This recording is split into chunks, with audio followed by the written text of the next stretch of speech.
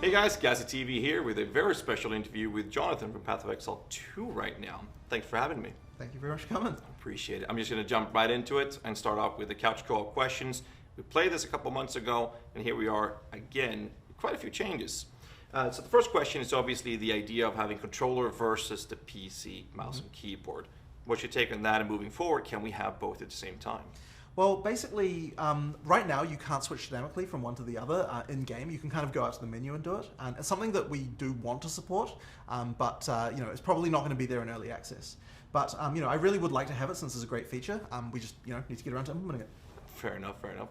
So we can basically assume that sometime in the future, we can literally sit there with a controller and feel like, nah, I just want to switch over the keyboard, put it on desk without disconnecting or anything, and just switch over. Yeah, I would definitely like to implement I'd love to hear that. Another question is obviously the idea of having couch co-op limits yourself, the party of two to be on one screen. Now obviously you can drag your buddy around if he's not moving, but you're still stuck on one screen. The limitations this brings in terms of game design and bosses, how's that impacted the design for Path of Exile 2? So I don't think it's impacted it too much. Most bosses kind of already fit, like arenas sort of fit on one screen. What we have had to do is kind of add the boss as a third weight as far as where the camera goes. So normally when you've got two players, the camera's basically usually between them. There's a few rules around it, but that's basically the story. If there's a boss there as well, then that boss sort of acts as like a third player almost, so that you can make sure that you get visibility of all three at the same time.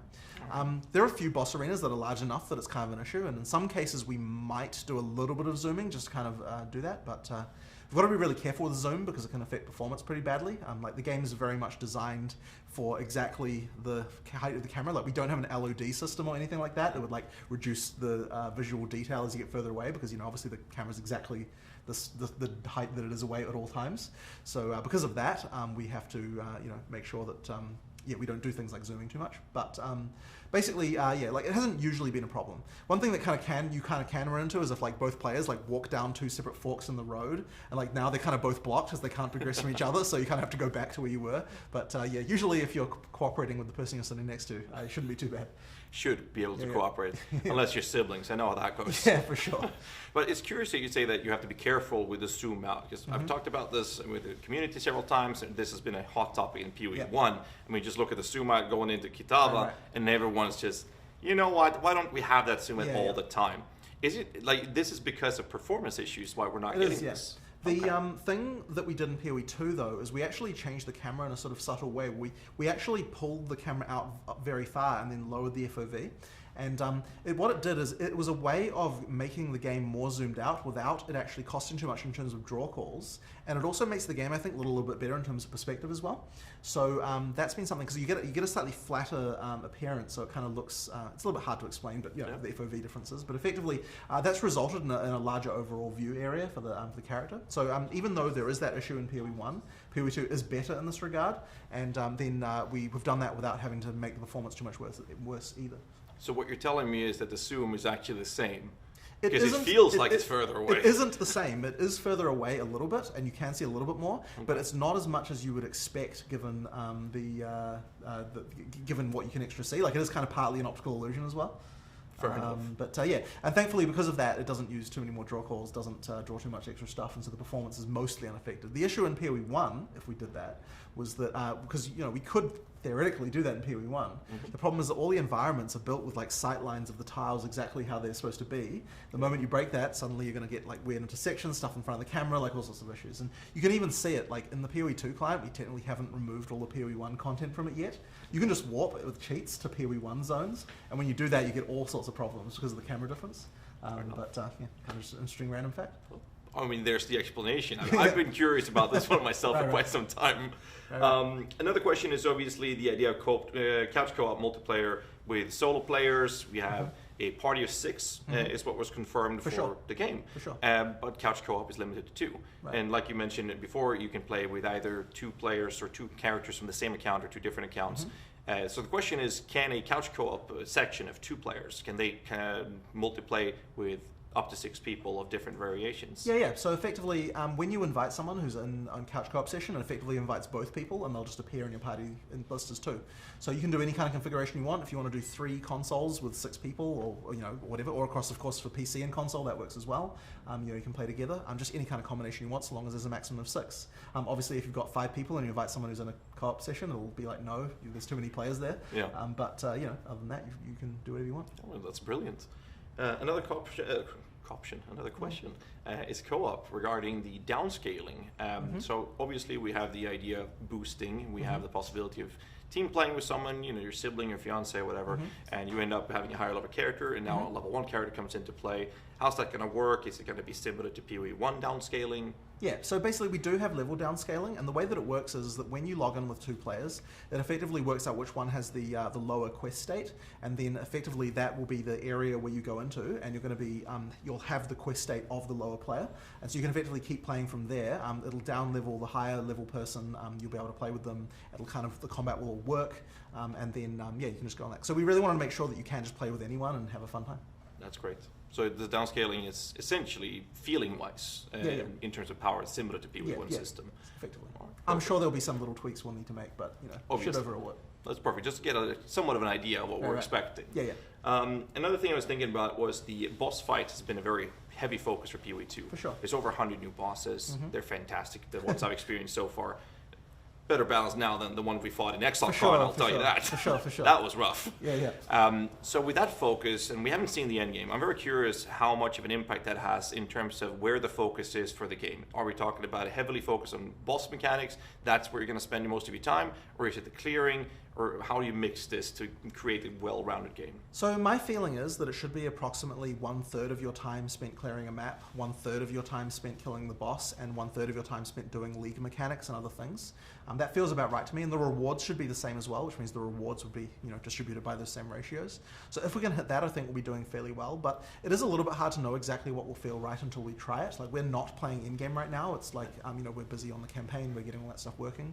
We obviously have a bunch of in-game maps in development, but because they're not really like gameplay ready as far as having all the monster packs set up and everything like that, we're kind of not in a position to really do good gameplay testing of that stuff. As soon as we've got that, we'll kind of know more about those details. That's fair enough. Another question is something that I genuinely felt was a concern for me playing on a controller, and it is the quantity of keybinds. Yes, sure.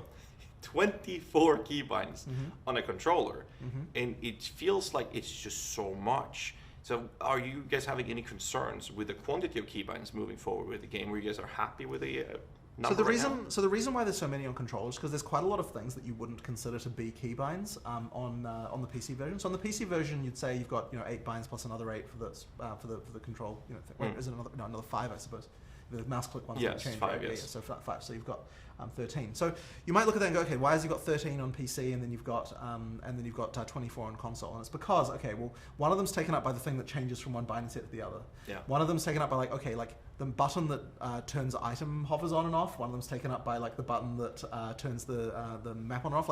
The reason why they're bindable is because you want to be able to configure where they go on the controller. And when you start the game, we don't want to hide those away in the thing where you have to hold down left trigger. But we want you to be able to put them there once you kind of know about them and you put them there yourself, so that you can use those the D-pad buttons for other things. Yeah. So effectively, there's so many binds so that you can put all those things that you wouldn't consider to normally be binds in those things. But that being said, you do run into some sort of concerns on PC sometimes with the number of binds. I have run into it myself. You effectively have, so you've got your 9 skill slots, but you've also got often a skill on a weapon. Maybe you've got even another skill on a shield or something like that, which can lead to 11 things, and you've got 8 binds. Yep. So the assumption really there is that you're going to be using at least 1 or 2 skills that are things like heralds and stuff like that are going to be things that don't really require any binding. And the intention, therefore, is you end up with about 8 actual skills that you're going to have to use. And that should be true for most builds. You can sort of overflow that into more on PC, and then on controller, you really should have enough no matter what you're doing because there's so many binds there. But that's really just the complete configuration you've got. Now the stuff, once again, another thing you wouldn't normally consider to be binding on controller is flasks. So we have the meta flask buttons, which are use any health flask, use any life flask, and those are kind of what you start out with by default. But if you want to be using a flask for for staunching or something like that, then you probably want a specific bind for that, and you can put that anywhere, and you're likely to put it on some kind of D-pad combo or something like that. And once again, those are extra binds that you're going to need, extra things that you want to do. So yeah, it sounds like a lot, but it actually really isn't when you consider like that. Okay, in PoE you've got those that number, and then you've also got the flasks. You've also got like Z for minion. Sorry, not for like. Highlighting, you've got the map button, tab, like there's all these other things really, and so you add that all up, it starts to add up to a lot. That's fair. Something I immediately did playing now today was actually change the keybinds. I think 60 times, 70 times. That's what it feels like. Trying to find how I can use my offensive abilities and my defense, like basically my action abilities, if you will, but also have access to my utilities. And I'm not talking about changing the map, the quality of life things, the settings things, because they go up on the arrow keys, because that's you have to let go of moving to press those keys. And the first thing I moved was actually the life and mana flask to be on a keybind that did not require me to stop moving. So that feels like something that could be a default key, but it also brings me up to the question, to get to the point here. When on mouse and keyboard, we're running with the WASD keys, which obviously we've talked about this before on stream from multiple people. It feels much better than doing the click to move because of the mobile action, right? So when you do that, then you're moving with the WASD keys. Suddenly you want to have life flask on anything but 1, 2, 3, 4, 5, simply because then you have to again only be able to move in a certain direction or use weird finger mechanics or start doing gang signs on the keyboard to make that happen. Have there been any talks about solving this potential issue without requiring gamers to buy an MMO mouse? So, I mean, it is a concern, but I would say that I think that in Path of Exile 2, you're generally playing a bit less flask piano than you are in PoE 1. So that can mean that effectively, like it would seem like, okay, like I have to stop moving in order to use flask. In reality, you've generally got at least one finger you can move there relatively easily. And it kind of doesn't really, like, it's sort of a concern in theory, but in practice I haven't found it too bad myself. I actually found it harder on console, technically, to worry about flasks. Like, moving it to one of the other binds is probably a very good idea for that reason. But the other thing as well, I mean, just we're kind of like flipping about topics here, but the other thing as well is that, like, because the back, generally speaking, like you've got the right stick as well, and you can use that to aim on controller.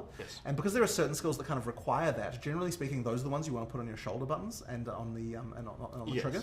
And when you do that, then you've got a way to aim at the same time as moving at the same time as using a skill. And then at that point, you can kind of actually do some stuff. And ideally, you don't have more than 3 skills that require that full, I need to be able to move and to be able to aim and to be able to press it at the same time kind of combo. And so what I've found is that it is possible. Technically, you also get 3 more because you can hold right trigger and press RB. But then now at this point, you're holding down this and doing that and that. And so it gets a bit much. But, like it is possible to do all that stuff. It's just about making sure you're working out where the right skills need to go. And everyone honestly has different opinions about this. Like every single person has different feelings about, oh, this should go here. Like, where does dodge roll go? Like, I'm a circle dodge roll person. Other people are LB dodge roll people. And that's just what they prefer. And they can't understand the people who are circle dodge roll people.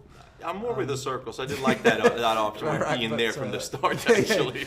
So it's just different opinions. But it's one of those things that can be very divisive, and that's why it's just good to have customizability. I thought it was easier to solve on the controller. Right. Like when you need to potion or use a flask, you have no intentions in aiming anywhere. Right, moving is important. Yeah. And so that, to me, felt very comfortable. I didn't have to stop my damage if I had the triggers. Moving to the left skid, that means I only have 4 more options to actually use for flask. And one of them, we both like having dodge roll on, so that's 3 more options to go, and one is looting, so now there's only 2 left. So that's how I designed it in the end for my keybind setup. And that worked out fine. But on the keyboard, I wasn't very happy with the way it's set. But maybe in the end game, like you mentioned, it's not as flask piano. And I think a lot of us that's been playing, myself as well, this time even back in ExileCon, we go in with a PoE 1 mentality. Group up a bunch of monsters and then question why did we die. So I guess it's just getting used to it. But moving on to the next question, the UI. You mentioned that being something not being switched back and forth when it comes to the controller versus mouse and keyboard in our previous discussions. And I'm just curious to hear if there's any possibility of you guys basically letting go on the idea that we cannot have player agency over how the interface will look. Basically, movable parts of the interface. Is that something we can see in the future? I'm not immediately keen for various reasons. That being said, I can definitely understand why you'd want to do something like move where the buff icons are and things like that.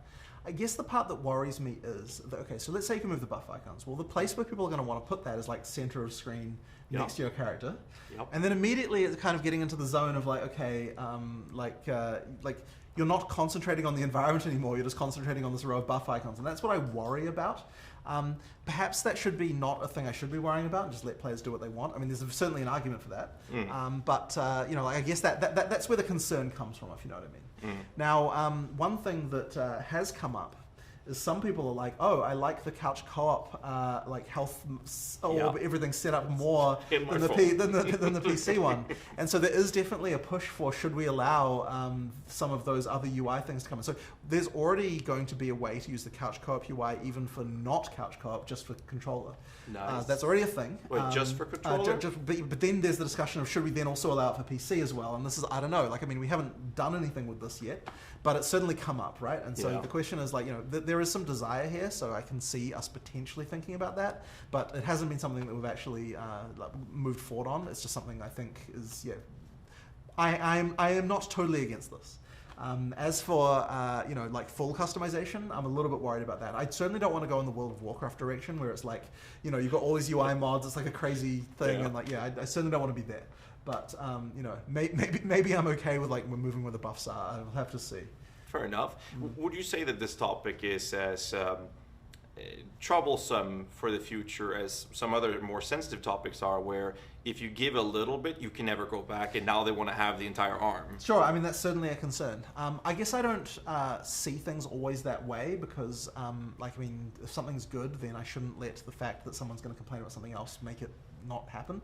But yeah, like, so generally speaking, so I mean, like, a great example of this is like things can happen if someone gives me a good way. So for example, a great one is damage numbers, where we never had those before because I never was satisfied with the immersion breaking element of having damage numbers flying everywhere, right? And yet someone then proposed to me a way to do damage numbers, which is like how it's done in Elden Ring with the little numbers at the top right of the health bar. That's not immersion breaking. It works, it gives you the information you need, and so there was a way to do that. So it's just a question of, can someone give me a way where it's not going to have the concern that I have about being immersion breaking, you know, like having those issues. And if that can happen, then yeah, anything can happen. It's just a matter of coming up with a good way. Yeah. Now, I guess the problem is finding that middle ground, right? For sure. I mean, everything from scaling the size of things, because that's something I realize now playing today on the big TVs. The buff bar and the debuff icons, they felt very small, and I would like to make them bigger. Right. But now we're already in the era of, I want to customize my UI. I mean, look, that's obviously a very easy change to do. I actually noticed, weirdly enough, and this was very strange, but I actually noticed this a few days ago, that the PC UI has bigger font size for item drops than the console UI does. Really? I don't know why. It's just because it's two separate teams, right? They're kind of just doing their own thing, and I guess one team lowered the size. But it's kind of weird, because it's like you expect from you sitting on a couch, you want the font size to be larger, not smaller. But that actually made me realize that the font size is too large on PC probably, and we should probably lower it down. Of course, with the item filters, people just have whatever they set it to, so that's why on PB1 no one's complaining. But yeah, I should probably make the default smaller. That's fair. Moving forward, obviously, I'm very, very keen to see the Witch reveal when that happens, and I will definitely be having a lot of minion questions for you. For sure. But for now, I'm going to say thank you for having me, and I appreciate this opportunity. No problem. Thank you. I look forward for this. Great. Excellent.